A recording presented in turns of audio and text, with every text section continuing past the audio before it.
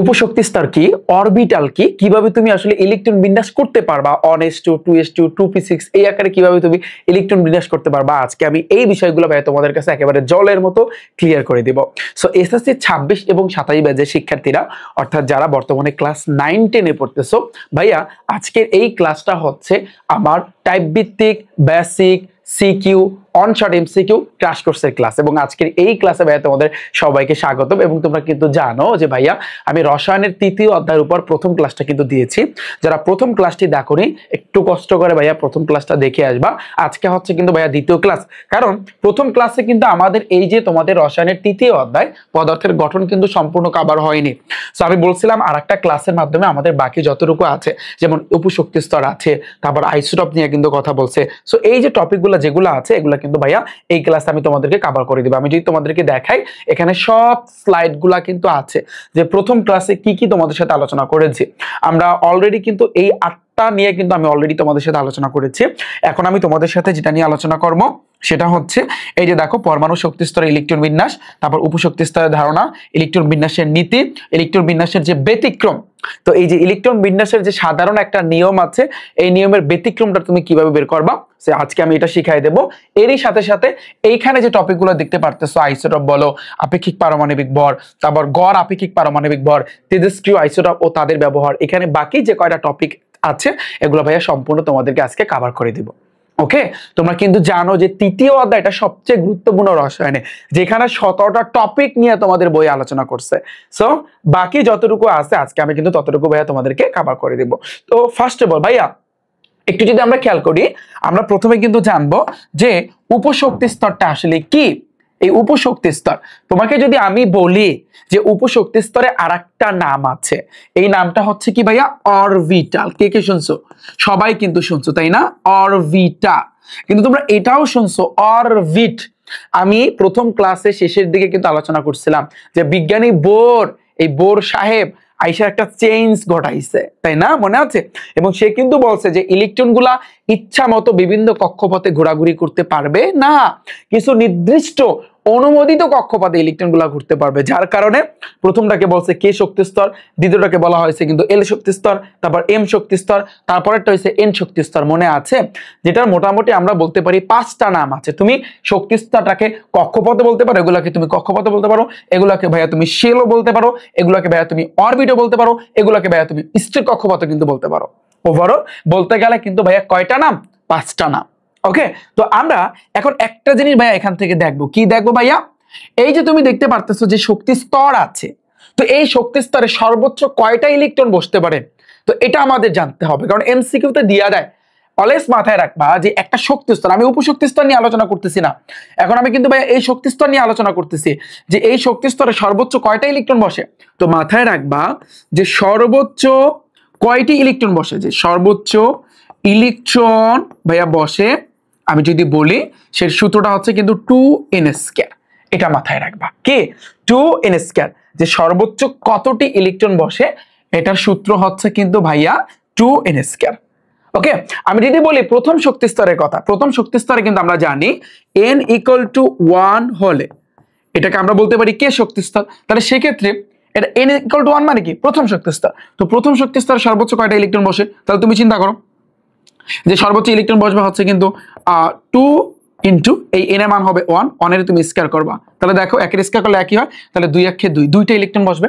আমরা তো জানি যে এই প্রথম শক্তি স্তরে 2টার উপরে ইলেকট্রন বসে না, আমরা কিন্তু এই জিনিসটা জানি না? জানি। আচ্ছা, এবার দেখো ভাইয়া n = 2 হলে, এই n = 2 হলে মানে কি? এটা দ্বারা বোঝায় দ্বিতীয় শক্তি স্তর। তাহলে আমরা বের করব কি ভাইয়া? 2 × 2 এর উপরে স্কয়ার। তাহলে 2 এর স্কয়ার করলে 2 × 4, 4 × কিন্তু 8। তার মানে আমরা বুঝতে পারলাম দ্বিতীয় শক্তি স্তরে 8টা ইলেকট্রন বসে, যা আমরা আগেই জেনেছি যে না, দ্বিতীয় শক্তি স্তরে 8টা ইলেকট্রন বসে। গেল এটা। এরপর আসে কিন্তু ভাইয়া দেখো n = 3 হলে তাহলে কি হবে? তাহলে তুমি চিন্তা করো 2 × 3 রে তুমি স্কয়ার করবা, 3 এর স্কয়ার করলে 3 × 9, 9 × কত ভাইয়া? 18। তাহলে তৃতীয় শক্তি স্তরে কয়টা ইলেকট্রন বসবে? 18টা। কিন্তু ভাইয়া ঝামেলা লাগছে এইখানেই ঝামেলাটা লাগছে। কেন ভাইয়া ঝামেলা লাগছে? কারণ তুমি চিন্তা করো, আমরা যদি এটা একটা ইলেকট্রন বিন্যাস করি, ফর এক্সাম্পল এটা ধরে নাও ক্যালসিয়াম, যেই ক্যালসিয়ামের আমরা জানি পারমাণবিক সংখ্যা হচ্ছে কিন্তু 20, রাইট? এখন তুমি এটা ইলেকট্রন বিন্যাস করো। সাপোজ আমরা জানি প্রথম কক্ষপথে বসবে কয়টা ভাইয়া? 2টা। ফাইন। পরে কক্ষপথে ভাইয়া বসবে কয়টা? 8টা। তাহলে 2 4 6 এই 8, 8 আর 2 10। পরে কক্ষপথে ভাইয়া বসবে কয়টা? 8টা। তাহলে 2 4 6 এই 8, কারণ সর্বোচ্চ 8টা বসতে পারবে, এটা আমরা জানি। তাহলে এই গেল হচ্ছে কিন্তু 18টা, বাকি থাকে 2টা। পরের কক্ষপথে কিন্তু এই 2টা আমি বসাই দিলাম। ভাইয়া তুমি যদি ভালো করে লক্ষ্য করো, এইখানে একটা বিষয় কি খেয়াল করেছো যে আমি প্রথম কক্ষপথে 2টা লিখছি, এটা কিন্তু এই জিনিসটা মানছে। পরে কক্ষপথে আমি 8টা লিখছি, এটাও মানছে। এর মান যখন 2 হয় তখন 8টা। তৃতীয় কক্ষপথে কিন্তু আমি বলছি 8টার উপরে আমি এখানে বসাইতে পারবো না, কিন্তু আমরা যদি 2n² এই সূত্র যদি বসাই, তাহলে আমরা দেখতে পারতেছি যে তৃতীয় কক্ষপথে আমরা 18টা চাইলে ইলেকট্রন বসাইতে পারবো। কিন্তু আমি এখানে বললাম যে এখানে তুমি 8টার উপরে বসাইতে পারবা না। তাহলে এইখানে একটা চেঞ্জ আসছে না? এইখানে একটা পরিবর্তন আসছে না? যে তুমি দেখতে পাচ্ছ যে সর্বোচ্চ ইলেকট্রন কয়টা বসবে ওই সূত্র যখন আমরা বসাইছি তখন আমরা দেখতে পাচ্ছি 18টা, কিন্তু এখানে 8টার উপরে তুমি বসাইতে পারবা না। পরে কক্ষপথে সেম, তুমি 8টার উপরে কিন্তু বসাইতে পারবা না। তুমি যদি চিন্তা করো যে ভাইয়া যে তাহলে যখন চতুর্থ শক্তিস্তরটা নিয়ে কাজ করবো, n = যদি 4 হয়, তাহলে আমাদের এখানে 2 ইন্টু কয়টা ইলেকট্রন আমি বসাইতে পারবো? 4-এর তুমি স্কয়ার করবা, 4 4 16, 16 2 32, তুমি 32টা ইলেকট্রন বসাইতে পারবা। বাট আমরা যদি এভাবে গোল্লা গোল্লা গোল্লা গোল্লা দিয়ে ইলেকট্রন বিন্যাস করি, তাহলে কিন্তু আমরা দেখতে পাচ্ছি আমরা কিন্তু 8টার উপরে ইলেকট্রন বসাইতে পারতেছি না। তাহলে এই ক্ষেত্রে এই জন্য কিন্তু আমাদের এখন ইলেকট্রন বিন্যাস করতে হবে ভাইয়া সামনাসামনি। এই জন্য তুমি দেখবা ভাইয়া সামনাসামনি ইলেকট্রন বিন্যাস করছে। ফর এক্সাম্পল ভাইয়া তুমি ভাবো, তুমি চিন্তা করো, আমি যদি ক্যালসিয়ামের কথাই চিন্তা করি, ক্যালসিয়ামের হয়েছে কত ভাইয়া? 20। তাহলে আমরা যদি সামনাসামনি ইলেকট্রন বিন্যাস করি, তোমরা জানো 1s 2s 2p, তাই না? এখন অনেকেই বলো ভাইয়া এটা আমরা জানি না। আপাতত দেখো আমি এই জিনিসটাই তোমাদেরকে শেখাবো। ওকে, 1s 1s2 2s2 2p6, 10টা ইলেকট্রন অলরেডি বসানো শেষ। 3s 3p 3s2 3p কত ভাইয়া বলো তো? এই যে p অরবিটালে কয়টা ইলেকট্রন বসবে? সর্বোচ্চ 6টা। আচ্ছা, অনেকেই জানো না এটা, জাস্ট আমি শিখাবো। আপাতত দেখো, তাহলে অলরেডি 2 2 4, এখানে কিন্তু 10টা ইলেকট্রন বসছে, পরেরটা কিন্তু 18টা বসছে। 3s 3p 3d, তারপর আমরা জানি 4s বসে, কিন্তু 4s এ 2টা ইলেকট্রন বসবে, 3d তে যাবে না, 3dটা কিন্তু বাদ হয়ে যাবে। তো এই কারণে কিন্তু ভাইয়া আমরা যখনই এভাবে ব্যতিক্রম দেখছে, তখনই কিন্তু এইরকম ইলেকট্রন বিন্যাসের প্রচলনটা চলে আসছে।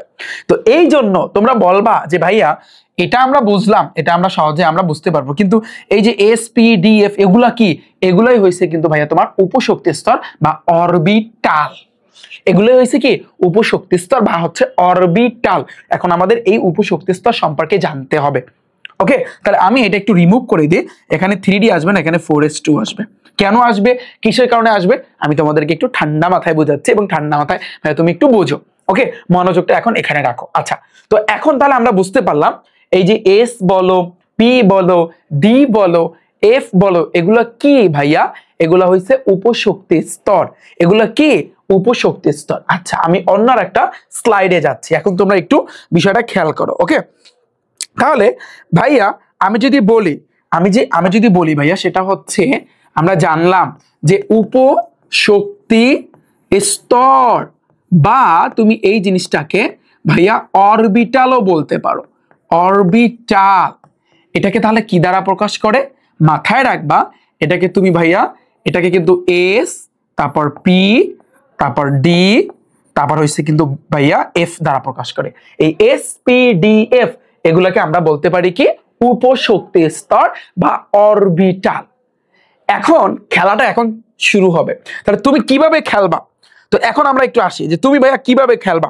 তো আমরা এই জিনিসটা কিন্তু জানছি ভাই, আমরা যদি একটু খেয়াল করি, আমরা এই জিনিসটা কিন্তু জানছি যে n এর মান যদি অন হয়, ভাইয়া খেয়াল করো, আমরা কিন্তু জানি যে n = অন হলে, ঠিক আছে, এটা কি বোঝায়? n এর মান অন মানে কি? প্রথম শক্তি স্তর, বা আমরা বলতে পারি কে শক্তি স্তর। কে শক্তি স্তরটা আপাতত বাদ দাও, তুমি চিন্তা করবা প্রথম শক্তি স্তর, রাইট? আচ্ছা, এখন তার আগে আমি একটু বলে রাখি এই উপশক্তি স্তরকে কি দ্বারা প্রকাশ করে। আমরা তো জানি যে মেইনলি এই যে শক্তি স্তর বলো, কক্ষপথ বলো, বা শেল বলো, বা অরবিট বলো, বা স্থির কক্ষপথ বলো, ভাইয়া এগুলাকে কি দ্বারা প্রকাশ করে? n দ্বারা, তাই না? n দ্বারা প্রকাশ করে। এই যে n এর মান 1, n এর মান 2, n এর মান 3, তাই না? ঠিক সেম ভাবে ভাইয়া এই যে দেখো উপশক্তি স্তর বা অরবিটাল, এগুলোকে তাহলে কি দ্বারা প্রকাশ করে?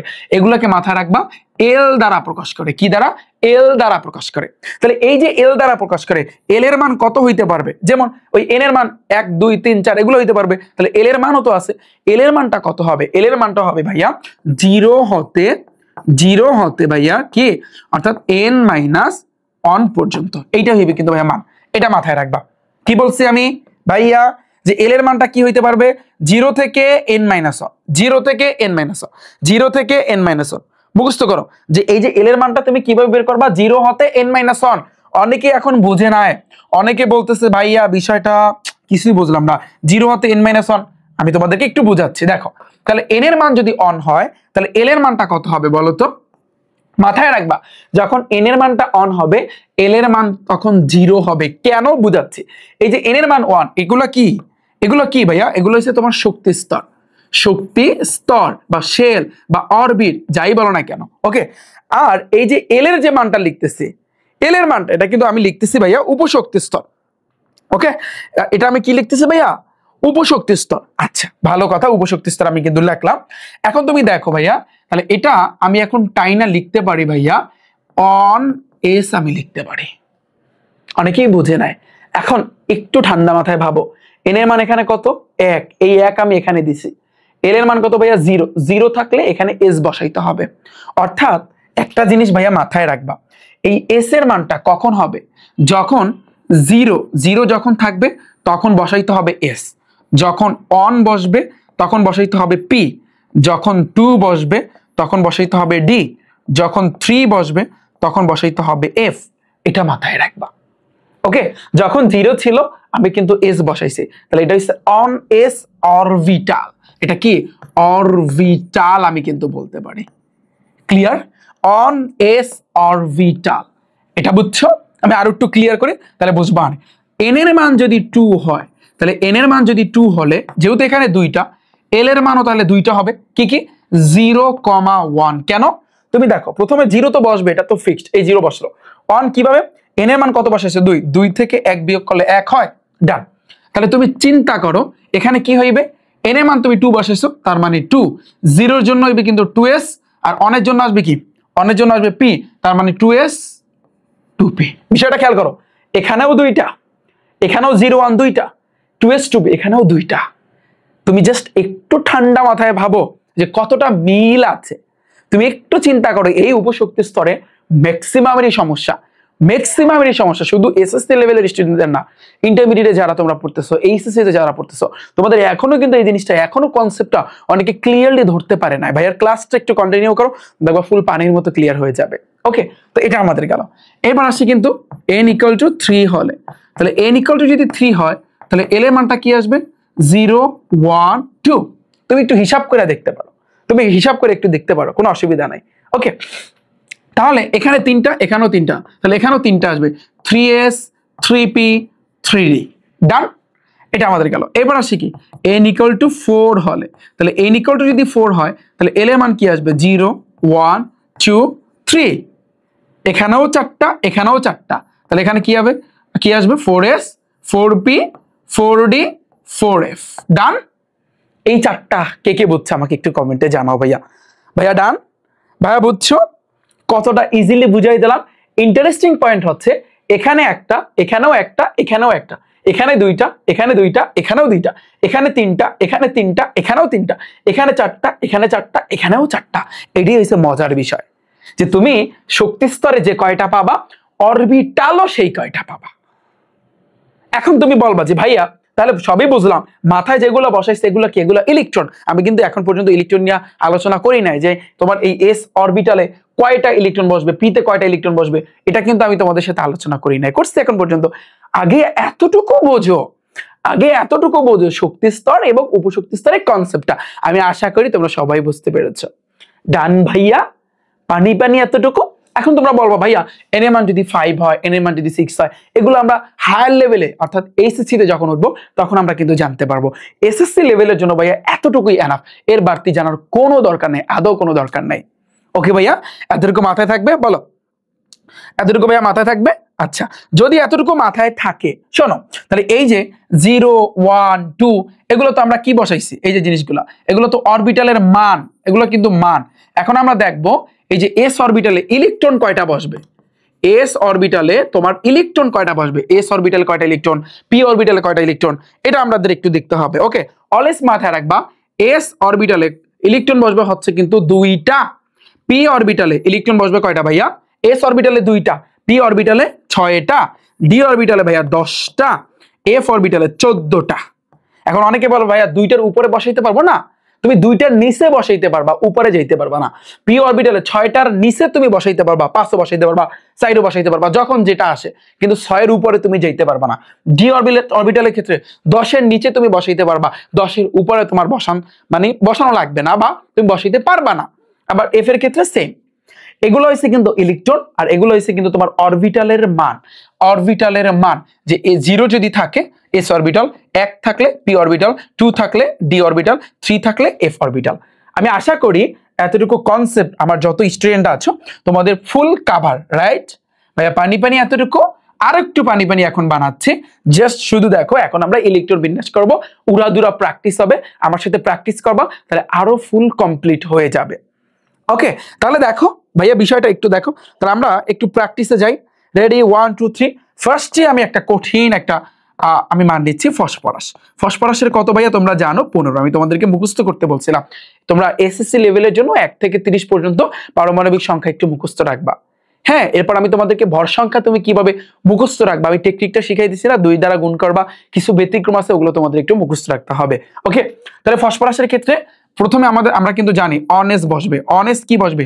এস অরবিটাল আমরা জানি 2টা বসে, তাহলে অন এস আমরা আগে বসাই on S 2s 2p 2s 2p, তারপর 3s 3p 3d। আমরা দেখি এই অন এস এস অরবিটালে সর্বোচ্চ 2টা বসে, আবার এস অরবিটালে 2টা, পি অরবিটাল আমরা জানি সর্বোচ্চ 6টা ইলেকট্রন বসে। এখন তুমি হিসাব করো কয়টা ইলেকট্রন অলরেডি বসাইছে, 2 এর 2 4, 4 আর 6 10, 15টার ভিতরে আমরা 10টা অলরেডি বসানো শেষ। 2s 2p, এরপর কি আসবে? 2s 2p পর আর কিছু আছে না, এবার আসবে কিন্তু 3s। এবার কি আসবে ভাইয়া? 3s 3p 3d আসবে। বিষয়টা বুঝো, 3s 3p 3d।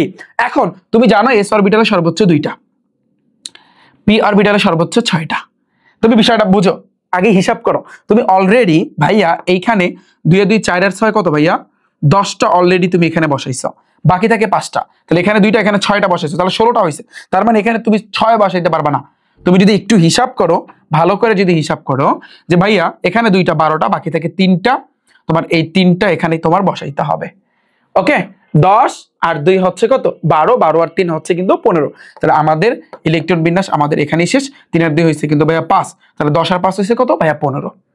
এভাবে আসলে দেখানোর কিছু নাই, এটা আপাতত তোমাদেরকে বোঝানোর জন্য আমি দিচ্ছি। ওকে, তো 1:2, 2:2, 2p6, 3:2, 3p3 ডান আমাদের এটা। আচ্ছা, এটা যদি ক্লিয়ার হয় ভাইয়া ক্লোরিনটা করো। ক্লোরিন দেখি কে কে পারো আমার আগে।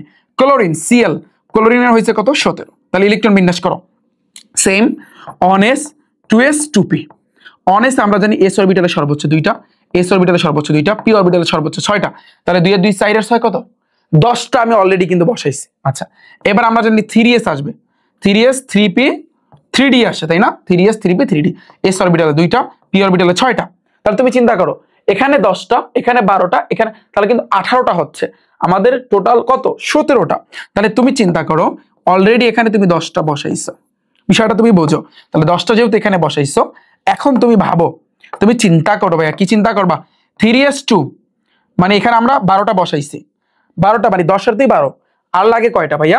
আর লাগে হচ্ছে কিন্তু তোমার 5টা লাগে। পি অরবিটালে সর্বোচ্চ 6টা বসে, এখানে আমরা এখন 5 বসাই দেবো, 5 6 7, আর এখানে হয়েছে 10, 10 আর 7 17। ডান, হিসাব বুঝছো?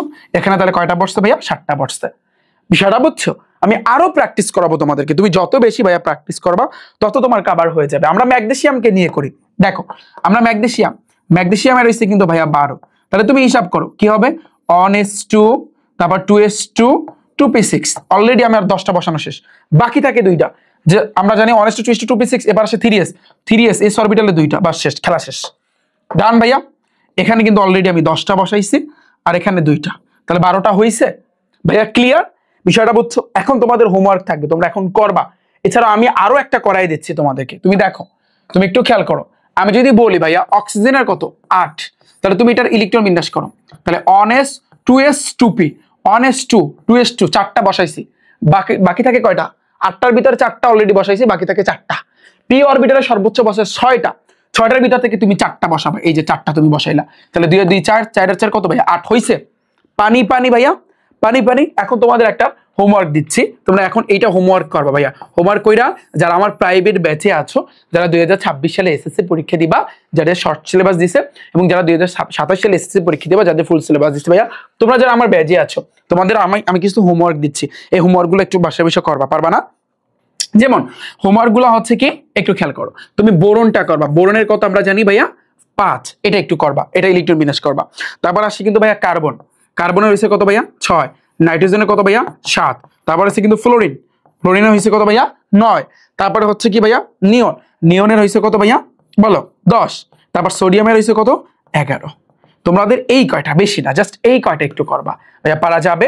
এই কয়টা তোমার কি থাকবে, হোমওয়ার্ক থাকবে। ওকে ভাইয়া, আচ্ছা এতটুকু আমাদের ডান। এতটুকু যদি আমাদের ডান হয়, আমরা মোটামুটি এখন একটা আইডিয়া পাইছি যে না এই ইলেকট্রন বিন্যাসগুলো আমরা কিভাবে করব, কোন সিস্টেমে করব, এবং কিভাবে আমরা শর্টকাট অ্যাপ্লাই করে কিন্তু আমরা করতে পারি, তাই না? It's very simple, right? এখন আমরা দেখব আমাদের যদি এই টপিকটা কভার হয়ে থাকে, তাহলে এখন আমরা যদি একটু খেয়াল করি ভাইয়া, দেখো যে আমরা পরমাণুতে ইলেকট্রন বিন্যাসের নীতির ভিতরে যদি আমরা যাই, নীতির ভিতরে এখন আমরা সাধারণ নিয়মের ব্যতিক্রমটা শিখবো। যে ইলেকট্রন বিন্যাসে তোমরা দেখবা সাধারণ নিয়মের ব্যতিক্রম আছে, তবে তার আগে আমি একটা কথা বলে রাখি, সেটা হচ্ছে ভাইয়া তুমি যে এই যে ইলেকট্রন বিন্যাসগুলো করলা, এগুলা কিন্তু একটা নীতি অনুযায়ী আগাইছে। এটার নাম হইছে আউফবাউ নীতি। কি নাম? আউফবাউ নীতি।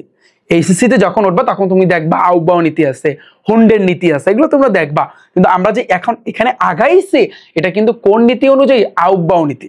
এখন অনেকে বলবে ভাই যে আউফবাউ আবার কেডা, আবার ও আবার কেডা, বুঝলাম না কিছু। তো দেখো আমি তোমাদেরকে একটু বুঝাই দিচ্ছি, তাহলে কিন্তু ব্যাপারটা আরো ক্লিয়ারলি তোমরা বুঝতে পারবা। ওকে, তো আমরা যদি চিন্তা করি যে আউফবাউ নীতি কিচ্ছু না, এই যে দেখো আউফবাউ নীতি, এই আউফবাউ নীতির ক্ষেত্রে অলওয়েজ মাথায় রাখবা নীতিটা হইছে n+l, খেলা শেষ। অর্থাৎ আমরা যত ইলেকট্রন বিন্যাস করছি সবগুলা কিন্তু n+l এর মতো বা l এর নিয়মে কিন্তু আসছে, n+l এর নিয়মে আসছে। বিষয়টা মনে হয় আমি তোমাদেরকে বুঝাইতে পারি না, বিষয়টা তুমি বোঝো ভাই, তুমি বোঝো। এখানে আমরা যদি বলি যে সাপোজ ভাই তুমি চিন্তা করো এই যে 2p-র কথাই যদি তুমি চিন্তা করো, 2p, এটা মাথায় হয়তো বা যে ইলেকট্রন থাকুক না কেন ওটা দেখার বিষয় না। এই যে 2টা কি ভাইয়া, এটা হচ্ছে n এর মান, p-টা কি ভাইয়া, এটা হচ্ছে l এর মান। বিষয়টা তুমি বুঝো, এই n এর মান হচ্ছে কিন্তু 2, l এর মানটা হচ্ছে কিন্তু ভাইয়া p। এখন তুমি যোগ করো n+l এর মানটা তুমি যোগ করো, অর্থাৎ 2 এর সাথে তোমার এখন যোগ করতে হবে কিন্তু এই যে p থাকলে আমরা জানি l এর মান কি হয় বলো, p থাকলে l এর মানটা কি হয়, এই যে p, এই যে 1। আমরা জানি অরবিটালের যে মানের ক্ষেত্রে যখন অন থাকবে তখন আমরা p বসাবো, তাহলে এই ক্ষেত্রে আমরা অন বসাবো। এখানে কত বসাবো? অন। তাহলে দেখো 2 আর 1 কত ভাইয়া 3, 2 আর 1 কত 3। তার মানে এই যে 2p-টা কত নম্বরে বসছে? 3 নম্বর। এটা 1 নম্বর, এটা 2 নম্বর, এটা 3 নম্বর, 3 নম্বরে বসছে, 3 নম্বরে বসছে। আচ্ছা এটা গেল, এতটুকু বুঝতে পেরেছো? যদি বুঝে থাকো, এখন আমরা এই আউফবাউ নীতি অনুযায়ী ইলেকট্রন বিন্যাসের ব্যতিক্রমগুলো আমরা দেখব। এখন ব্যতিক্রম আমরা যাব, তার আগে আমরা আরেকটা জিনিস করব। দেখো একটু ভালো করে লক্ষ্য করো, ব্যতিক্রমের ভিতর আমরা যাচ্ছি, তার আগে আমাদের এই দুইটা বিষয় একটু জানতেই হবে ভাইয়া, একটু ভাইয়া জানতে হবে। সেটা হচ্ছে কি, ক্যালসিয়ামের কথা চিন্তা করো। ক্যালসিয়াম, তুমি ক্যালসিয়ামের ইলেকট্রন বিন্যাস করো, তুমি বলবো ভাইয়া ইটস ভেরি সিম্পল। কিভাবে?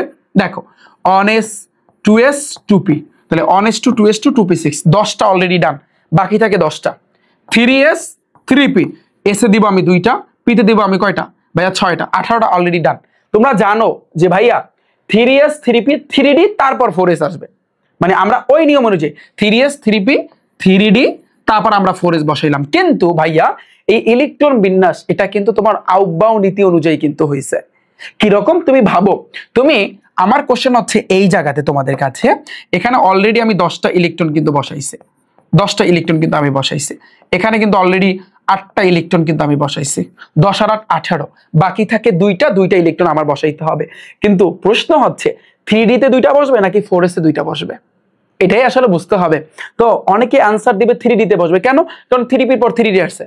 আর অনেকে আনসার দেবে 4s এ বসবে। এখন এই যে কনফিউশনটা, এটা আমি তোমাদেরকে ক্লিয়ার করে দিচ্ছি। দেখো এটা সম্পূর্ণ ভাইয়া এই আউফবাউ নীতি অনুযায়ী কিন্তু হবে, যে আউফবাউ নীতিটা আমাদের ছিল n+l এর মান অনুযায়ী।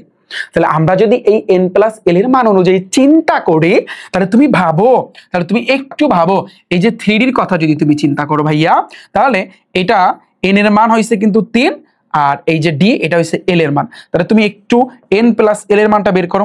এই n এর মান হবে কিন্তু ভাইয়া 3, আর এই যে l এর মান d এর জন্য আমরা কিন্তু জানি d এর জন্য তোমার এই যে মানটা, এই l এর মানটা কি আসবে, এই যে l এর মান, এগুলো কিন্তু তোমার l এর মানটা আসবে কিন্তু 2। তাহলে আমি এখানে কি বসাবো ভাইয়া, 2 বসাবো। 3 আর 2 কত ভাইয়া 5, বুঝছো? আমাদের এখানে রেজাল্ট নামছে কত ভাইয়া 5। খেয়াল করো, এতটুকু বুঝছো? এতটুকু বুঝছো? কত নামছে ভাইয়া 5। কোনটা করছি আমি 3D। এখন আমি কি কোনটা করব, এটা করা শেষ, এটা করব 4s। তাহলে 4s এর ক্ষেত্রে সেম, তুমি এখন কি করবা, n প্লাস l এর মানটা চিন্তা করবা। n এর মান কত ভাইয়া 4, l এর মান s অরবিটালের জন্য, s অরবিটালের জন্য, তো l এর মানটা s এর জন্য কত ভাইয়া 0। এই যে l এর মানটা কত 0। তাহলে আমরা যদি এখন এখানে 0 বসাই, তাহলে 4 এর সাথে 0 যোগ করলে ভাইয়া 4 আসে। এখন কথা হচ্ছে এইখানে আমার প্রশ্নে তোমরা অ্যান্সার দিবা, ঠান্ডা মাথায় বুঝে শুনে তোমরা অ্যান্সার দিবা, একেবারে বুঝে শুনে অ্যান্সার দিবা। এই দুইটার ক্ষেত্রে ভাইয়া, এই দুইটার ক্ষেত্রে তুমি দেখো তো কার মান কম কার মান বেশি, এটা একটু কমেন্ট করো, কার মান কম কার মান বেশি একটু বলো তো। তুমি বলবা যে ভাইয়া এখানে আমরা নিজেরাই দেখতে পারতেছি, একেবারে স্পষ্ট দেখতে পারতেছি 4s এর মান হইছে 4, 4s অরবিটালের, আর 3D অরবিটালের মান হইছে 5। তাহলে এখানে আমরা যদি ক্ষমতার দিক দিয়ে চিন্তা করি, তাহলে 3D এর ক্ষমতা বেশি, 4s এর ক্ষমতা কম। 3D এর ক্ষমতা বেশি, 4s এর ক্ষমতা কম। তাহলে একটা জিনিস মাথায় রাখবা যে আমরা আসলে উল্টা কাজ করি। সমাজের ভিতরে দেখবা অনেক দুর্বল মানুষ আছে যাদের ক্ষমতা নাই, তো ক্ষমতাবান ব্যক্তিরা যাদের আসলে সমাজের ভিতরে ক্ষমতা আছে, হ্যাডাম আছে, হ্যাডাম বলি আমরা, তারা কি করে, ওই যারা আসলে নিরীহ নিঃস্ব তাদের প্রতি জুলুম করে। এই জিনিসটা কিন্তু সমাজে আছে, তুমি চারপাশে একটু তাকাও তাহলে কিন্তু দেখতে পারবা। তো বিষয়টা কিন্তু এরকম, তো বিষয়টা হচ্ছে কিন্তু এইখানে উল্টাটা। এখানে তোমাকে একটা শিক্ষা দিচ্ছে যে যারা আসলে নিরীহ, যাদের ক্ষমতা কম তাদেরকে আগে দিতে হবে, যাদের ক্ষমতা বেশি তাদেরকে পরে দিতে হবে। তুমি কি আগে আর পরে দিবা, ইলেকট্রন। তুমি দেখো 4s এর ক্ষমতা কিন্তু 3D এর চেয়ে কম, তাহলে 4s এর এখানে কিন্তু আমরা জানি অলরেডি 18টা হয়েছে, বাকি থাকে দুইটা ইলেকট্রন 3D তে বসবে নাকি 4s এ বসবে? নিশ্চয়ই ভাইয়া এই দুইটা ইলেকট্রন কিন্তু 4s এ বসবে। কেন বসবে? কারণ 4s এর ক্ষমতা কম, যার ক্ষমতা কম ওরে আগে ইলেকট্রন দিতে হবে, যার ক্ষমতা বেশি ওরে পরে ইলেকট্রন দিতে হবে যদি থাকে। আমরা তো জানি s অরবিটালে সর্বোচ্চ 2টা বসবে, এর উপরে তো ভাইয়া বসবে না। বসবে যদি থাকতো, যদি আরো 3-4টা থাকতো আমি কিন্তু তখন 3D তে দিতাম, এখন আমি 3D তে দিতে পারবো না। এই কারণে তোমরা দেখবা যে ক্যালসিয়ামের যখন তুমি ইলেকট্রন বিন্যাস করবা 3D বসে না, 3D এর পরে কিন্তু ভাইয়া 4s এর মাথায় 2 আসে। কেন আসছে আই হোপ তোমরা বুঝতে পেরেছো। এখন এটা কিন্তু ভাইয়া সৃজনশীলে আসবে, তখন কিন্তু তোমাদের ভাইয়া অ্যান্সারটা দিতে হবে সুন্দরভাবে। তখন তোমার লিখতে হবে, আমরা জানি আউটবাউ নীতি, এটা কিন্তু সম্পূর্ণ আউটবাউ নীতি, যে আউটবাউ নীতি অনুযায়ী ইলেকট্রন বিন্যাস করার ক্ষেত্রে ইলেকট্রনগুলা n প্লাস l এর মান অনুযায়ী বসে। এই যে ইলেকট্রন যেগুলো বসছে এগুলো কিসের উপর ভিত্তি করে? n প্লাস l এর মান অনুযায়ী ভিত্তি করে কিন্তু বসছে। বিষয়টা বুঝতে হবে, এটা তোমার ঠান্ডা মাথায় একটু লিখতে হবে। আমি আশা করি তোমরা সবাই এতটুকু বুঝতে পেরেছো। ভাইয়া পানি এতটুকু ওকে। আচ্ছা, এতটুকু যদি ক্লিয়ার হয়, এই ক্যালসিয়ামটা যদি ক্লিয়ার হয়, তুমি পটাশিয়ামের কথা চিন্তা করো। পটাশিয়ামের হইছে কত 19, তাহলে ইলেকট্রন বিন্যাস করা শুরু করো। 1s2 2s2p, তাই না? তার মানে 2s2 2p6, অলরেডি আমি 10টা লেখা ফেলাইছি। এবার আসছে কিন্তু ভাইয়া 3s 3p, তাহলে এখানে 2টা এখানে 6টা, অলরেডি আমি 18টা লেখা ফেলাইছি। বাকি থাকে কয়টা? 10 আর এখানে সরি এখানে আমি 8টা লিখছি, তাহলে 10 আর 8 কত? টোটাল হইছে কিন্তু 18টা, বাকি থাকে একটা। এখন এই 3D তে বসবে নাকি 4s এ বসাবা তুমি বলো? তুমি কিন্তু জানো, তুমি যদি আউটবাউ নীতি অনুযায়ী দেখো তাহলে এই 4s এর শক্তি কিন্তু 3D এর চেয়ে কম। যে শক্তি কম, যার ক্ষমতা কম ওরে আগে ইলেকট্রন দিতে হবে, এটাই আউটবাউ নীতি। তার মানে একটা থাকে, ওই একটা কিন্তু আমি 4s এর দিব, তখন কিন্তু 3D বাদ হয়ে যাবে। এজন্য অনেক সময় দেখবা 3D এর মাথায় 0 থাকে, এটা দেখে ভয় পাওয়ার কিছু নাই, মানে 3D তে বসেই নাই, আদৌ কোনো মানই বসে নাই। এজন্য 3D এর মাথায় 0 লেখা দেখবা, এটা এইচএসসি তে উঠবে তখন দেখবা।